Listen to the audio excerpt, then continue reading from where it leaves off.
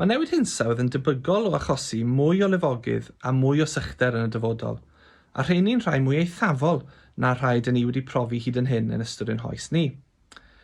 Mwyn i ni allu cynllunio ar gyfer y dyfodol yma, mae'n rhaid i ni ddeall yn well sut mae llifogydd a sychder wedi ymateb i newidiadau hinsawdd yn y gorffennol. Yn anffodus, dim ond nôl i ddiwedd y 50au neu canol y 60au, mae'n data gwyddonol ni ar lif afon yn ymestyn yn ynysoedd Prydain. Mwyn i ni gael darlun cyflawn, mae'n rhaid i ni fynd yn ôl ymhellach na hynny.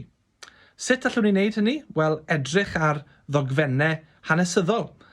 Enghraifft, yr bennod yma o lyfr W.M. Hughes ar lannau'r Gamwy, sy'n sôn am lifogydd Patagonia ar afon Camwy ar droad yr 20fed ganrif yn 1899 ac yr blynyddoedd dilynol yn enwedig. Mae'r penodau yma'n drysorfa wybodaeth am y llifogydd hynny, amseriad, rhesymau drostyn nhw, yr effeithiau a sut nath bobl ymdopi.